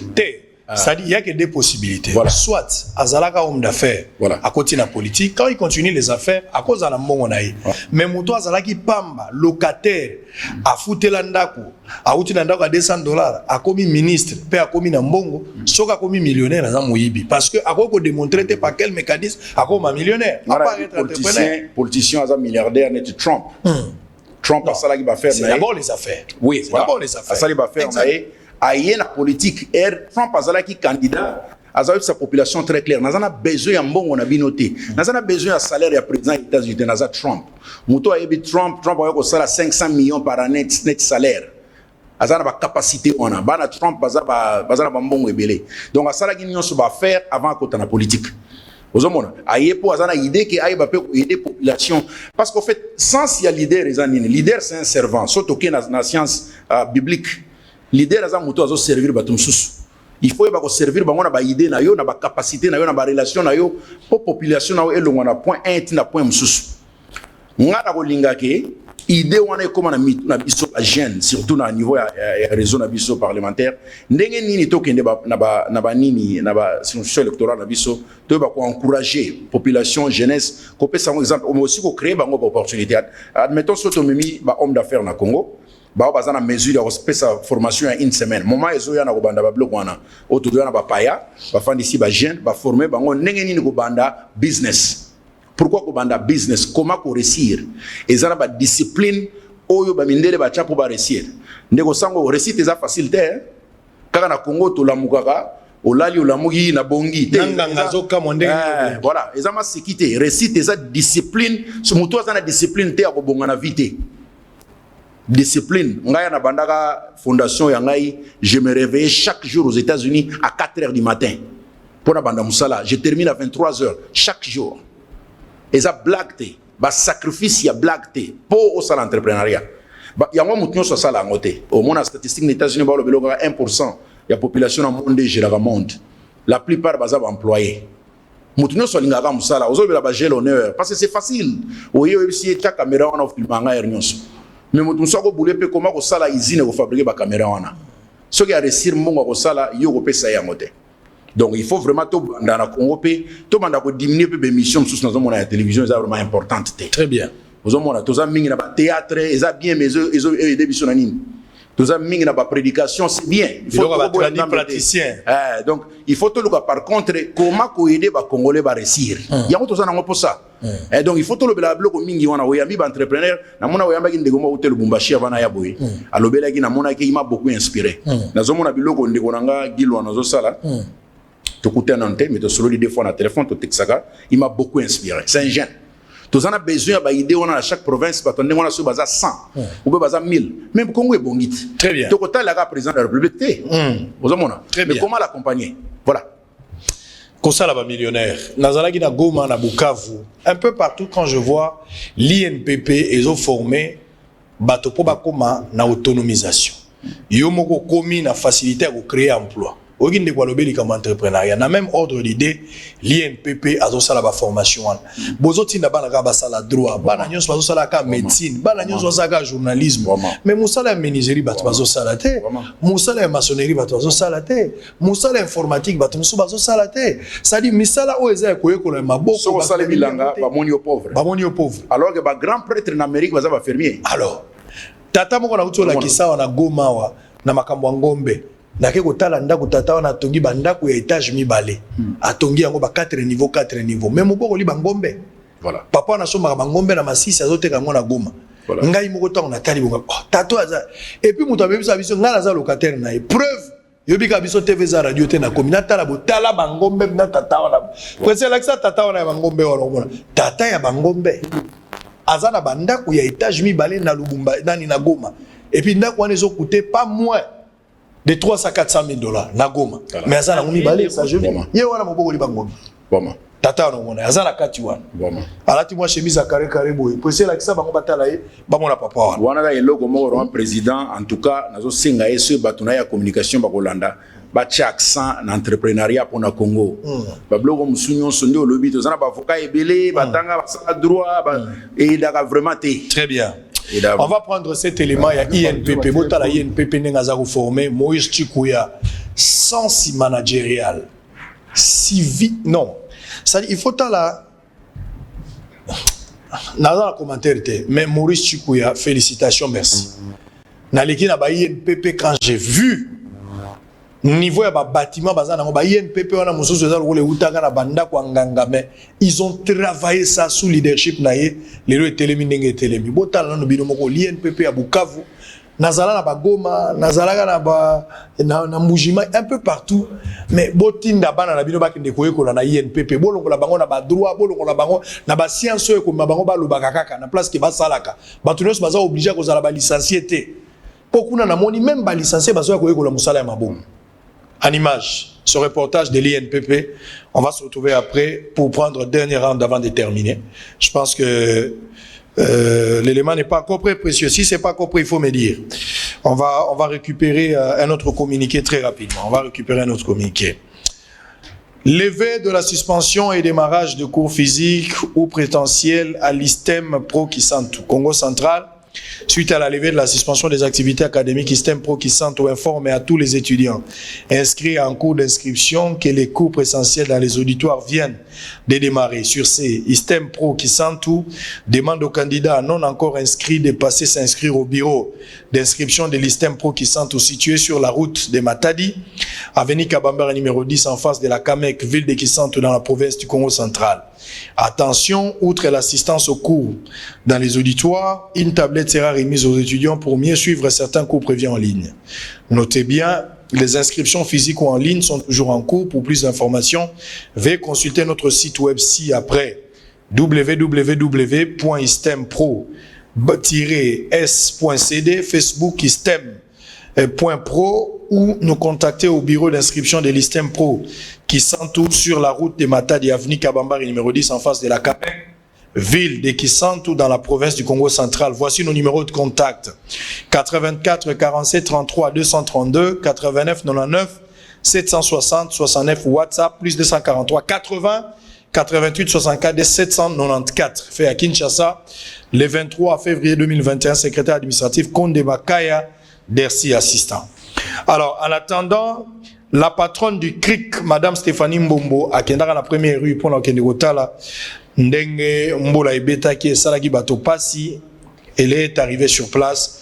Écoutez ce qu'a été sa descente en image, Tozako Zonga, pour prendre dernière question avant de clôturer cette émission de ce matin. En image, Madame Stéphanie Mbombo, première rue d'Ilandos. À tout à l'heure.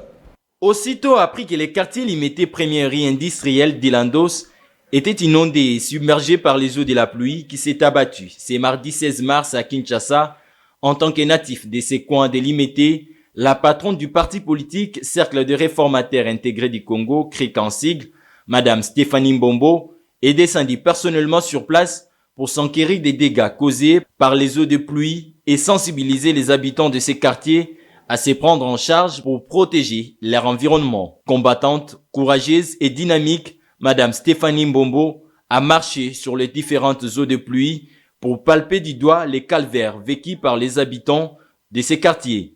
Très heureux de la voir entrer sans complexe dans ces eaux de pluie, la population de Limete d'Ilandos lui demande de s'impliquer personnellement pour qu'une solution définitive soit trouvée face à ces inondations interminables. Pas vraiment, ceux qui peinent na idée à bien en mboka, na politique à Congo, au sunga biso pour la situation et sur la biso na ville Kinshasa précisément awa, dans la première Limete, à part awa, tout ça va inondation belé, na ville Kinshasa mobimba, yona chantini, boyoka na président mboka. Na makamboteli ba fonctionnaire bato mboka ba soda bo trouver solution pour Congo et qui ne liboso tona poste ba konji bo ba la mission projet avec action et ça que complication ka projet si projet nous avons posé action ça les salama. Prenant la parole à son tour, la présidente du CRIC Madame Stéphanie Mbombo juge inacceptable qu'en plein 21e siècle l'adage après la pluie vient le beau temps soit toujours un mythe à Kinshasa. naye ko sensibiliser l'État pour la situation au Yamai Oyo. Mboke ko kotonga maboete. Donc tout ce qu'on a fait ici, c'est un problème d'urbanisation. On dit que après la pluie, il y a le beau temps. Pour la vision à Congo, après la pluie, c'est le pleur, les lamentations. Pourquoi? Et ça parce que problème, il y a urbanisation, il y a plus de Kinshasa. On a construit des maisons sur des caniveaux. Regardez maintenant comment est-ce que Batibazo souffrir, moyen va atteindre dans et nous avons appris qu'il y aurait même des morts par rapport à Ndengue, Bandak et Dinamai. Vraiment, le gouvernement Oyo a tel la vision du Cambo, tant que priorité est à la Banzela. L'environnement étant l'un des chevaux de bataille du parti politique Cercle de réformateurs intégrés du Congo, sa présidente invite chaque Congolais à se prendre en charge pour protéger son milieu de vie afin de mettre un terme à ces genres d'inondations. Une somme avoisinant les 1 million de dollars américains a été mise à la disposition du ministère de l'EPST pour la désinfection des bâtiments des écoles afin de préparer la rentrée scolaire dans l'observance stricte des gestes barrières contre la Covid-19. Selon les preuves justificatives transmises par l'EPST, à l'inspection générale des finances, retraçant ses dépenses, l'on peut lire une facture de la maison Victoire dont l'adresse se trouve au croisement des avenues Itaga et Wilry à Kinshasa. Cette facture, dont le client se trouve être l'EPST, reprend l'achat des cache-nez, des lave-mains, des gels hydroalcooliques à hauteur de 88 000 $ pour les écoles de la province de la Chopo, 44 000 $ pour les écoles de la province de l'Ituri, 72 737 $ américains pour les écoles du Sud Ubangi, 56 676 $ américains pour les écoles du Nord Ubangi et 58 000 $ américains pour les écoles du Haut-Ouélé. Monsieur Djibril, que voici, propriétaire de la dite maison Victoire, approché par un journaliste d'investigation, ne reconnaît en aucun cas avoir vendu des cache-nez et des lave-mains à l'EPST, surtout pas à ces montants colossaux. Il reconnaît néanmoins avoir fabriqué un lot des bancs qu'il a livrés à l'école Saint-Michel de Bandal, travail pour lequel il n'a jamais été payé jusqu'ici par une délégation qui se réclamait de l'EPST qu'il avait contacté. Ngai naza entrepreneur, naza d'abord ingénieur, constructeur, naza la structure nanga ya construction, nazwa ki kop ndeka master yebinga nazalaka ya nami, ayebinga na fonctionnaire na domaine de construction. Je suis ingénieur de formation, je suis entrepreneur en construction. Un ami m'avait sollicité pour la fabrication des bancs pour le compte de l'EPST.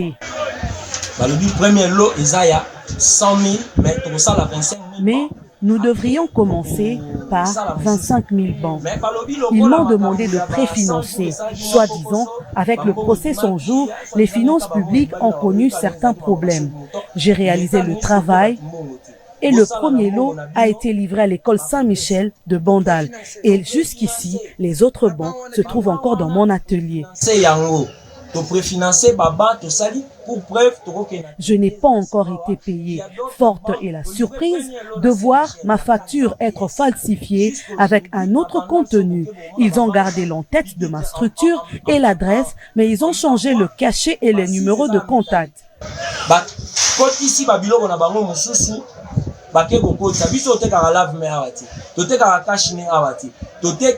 Ma maison n'a jamais vendu des cache-nez ni des lave-mains, moins encore des gels hydroalcooliques. C'est monsieur Olivier qui venait traiter avec moi et il m'avait dit qu'il est en collaboration avec les petits frères du ministre de l'EPST et son fils également.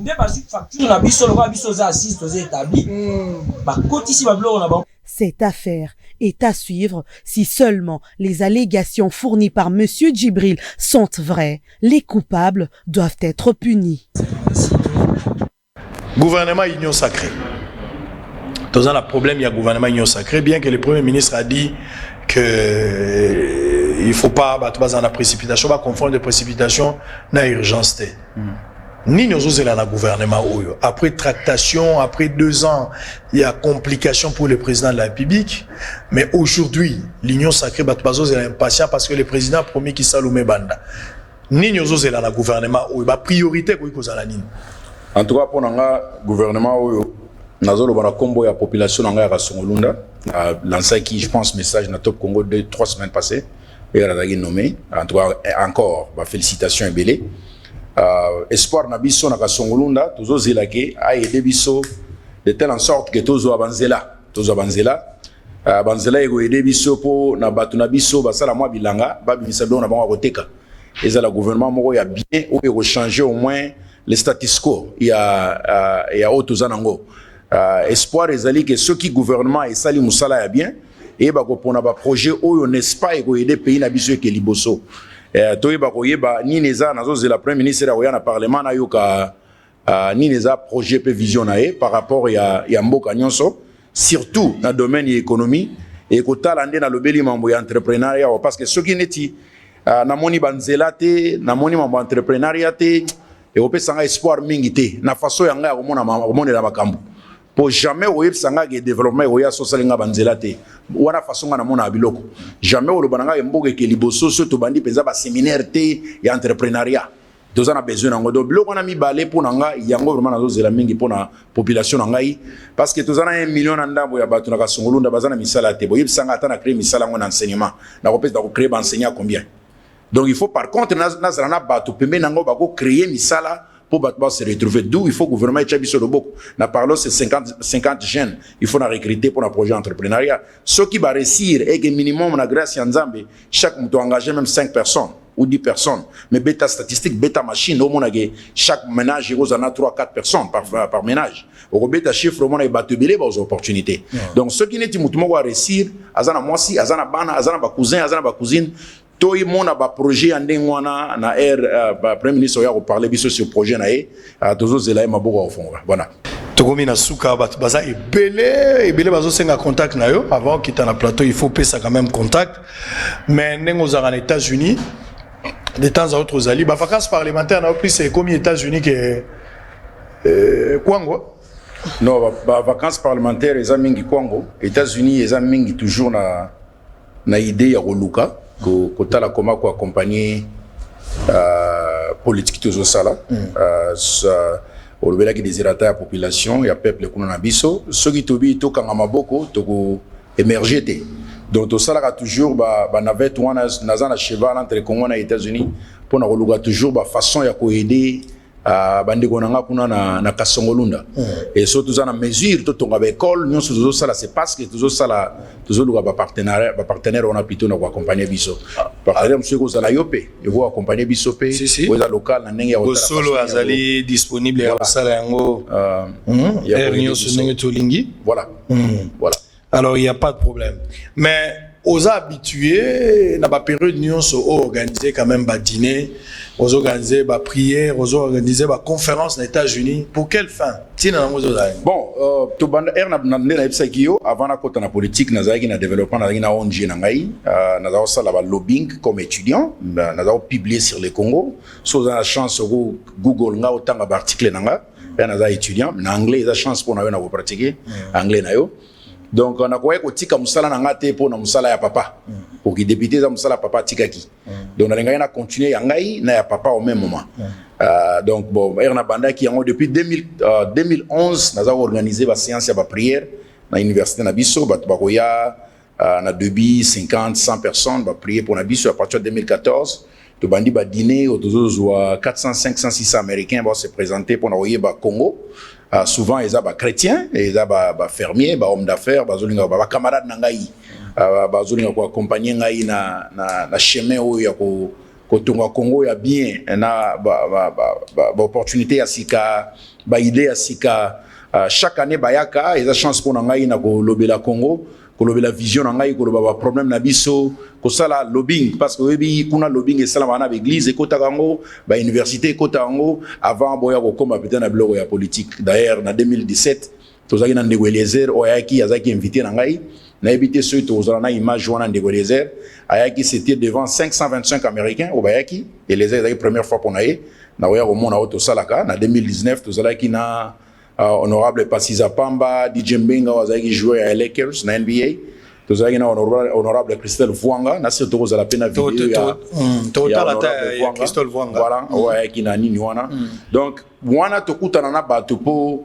tolobela Congo mais aussi ezana part ya lobbying na sala mingi na ville ya Washington DC na New York ngara fanda na Californie ba baebi na West America mais na New York na kenda mingi oluga toujours ba partenaire ba bazana ba moyen ya ko accompagner vision na biso na Washington DC na kenda mingi pona déjeuner de prière awa muta akambaka ngo mingi za ndeko na biso excellence Azarias Ruberwa yimto tukutana déjà plusieurs fois mta invité abatu ngambo ya Congo na bao baya déjà na passé zara ba musuba ya na ndenge mususupe tozakutana kuna na ba ndeko Fayulu ba ndeko Dionga ba honorable Lumeya tukutana ba ona plusieurs fois wana ezalaka président des États-Unis naza pe na ba image nango moko ya Barack Obama musu eza ya Trump ezaka chance pour na bango ba pesa neti état ya nation service spirituel ya pays o ba lobela foi chrétien na bango donc dabeng ça batunde côté à Congo dans la charge de Guazaria sur le ça pasteur de Guazaria ça aza pasteur aza kulutu o peto solanaye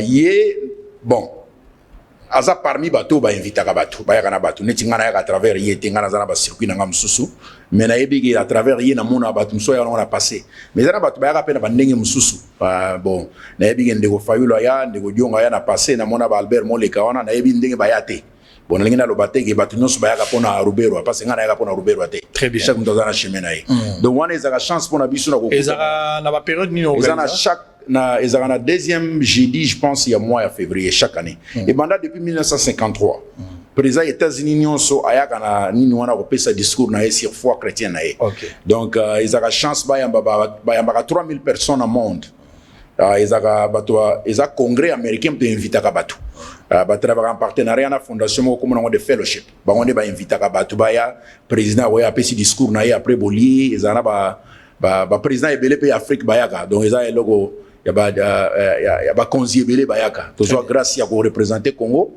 net jeune ça fait 6 ans depuis na kenda kango chaque année ezaka chance pour ngana okutana bandeko mususu ba mboka mususu ko lobela toujours Congo très bien voilà un numéro de contact au bato ba kozwa numéro na ngai on a quoi adhérer na kati ya fondation bato beli bon peut-être na cadre ya parti naza mutu ya alliance pour la bonne gouvernance ABG ya excellence Jonathan Bialusuka Wata ministre ya pêche et élevage nazo pesa pembote donc numéro na ngai eza 082 160 11 39 082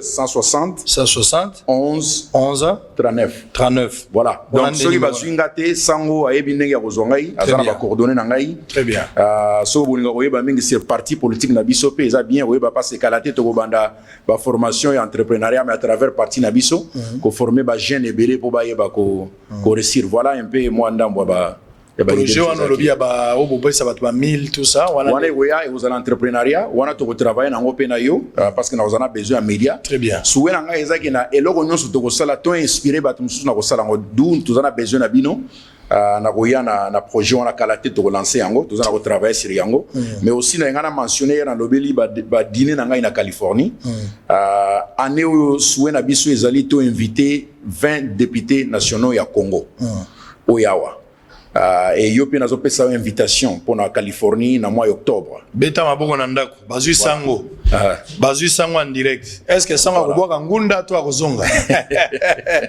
akozonga sango akoya kate voilà idée ezaki soki baye toyeba ko visiter ba fermier toyeba ko visiter ba homme d'affaires toyeba ko visiter ba banquier to comprendre ndenge nini bango basala po ba réussir so tozongi na Congo na cadre ya réseau de jeunes parlementaires chaque parlementaire zo ke desiko na mboka na ye ayeba pe ko former bato mususu très bien voilà moi vision tozara ngo ya merci bravo honorable je rappelle que vous allez honorable Doug Kulungu député national et vice-président et à réseau de jeunes parlementaires éli de Kasongolunda na province ya Kwango bolandi na motema soki nzambe alingi ke tokeka bon Californie nazomona ngalo kwa mbandaka ngai ezaka bapoezo kwa Bukavu Goma mbandaka siko to baxi Californie donc eloko asikeza te to kende mais plus auto kozwa to kozonga na ngwa mikolo na koti cours anglais donc nazo beta yango pour na fan there you go. I'm fine, thank you. Yeah, no problem. Thank you very much. Thank you. Très bien, on a fini. Je vais saluer mon ami le pasteur. Vous avez kozalaka na baninga ba soda te foza na baninga na ba place ozala muninga soda ozala muninga journaliste ozape na muninga ya commerçant moteki mapa ba cordonnier ba oneso ba masana ngai mais spirituellement zala pe na baninga muninga na ngai azali pasteur Carlos Kalala Baruti moi sina ya uti kobota na lingi mingi mama Neftali wana muninga na ngai mwana mama Carlos Baruti notre génération. Gauthier Sey, je te salue également, Madame Aouti Kobota, bébé Nabiso Asika, Gauthier Sey, Mbote Nabino. On a fini pour aujourd'hui. Nalobi na pourquoi, nazo dans l'émission tout à l'heure, na Monsieur Gentili Ngobi, la gouverneur ya Villa Kinshasa, te retourne à ma question Nyonso. TV za Radio T, on va se retrouver. On a fini. Christelle Vwanga. On termine avec cette image-là. Donc, je vous laisse, suivez l'image, c'est qu'a été l'intervention de Christelle Vwanga. On va se retrouver pour la prochaine fois. Le même numéro, le même travail, le même plaisir. Bye bye. Nous sommes là pour porter assistance, accompagner. Blanc, blanc, plus blanc que neige. Blanc, plus blanc que neige. Lavé dans le sang de l'agneau. Je serai plus blanc que la neige. Et Silly. Merci beaucoup. Aussi ses origines, qui depuis un certain moment a créé une fondation qui consiste à récolter des fonds surtout en matière d'éducation, d'assistance, d'informatique, et il organise chaque année un dîner de récolte de fonds. Alors cette année, il a voulu qu'on l'accompagne pour réaliser ce grand rêve.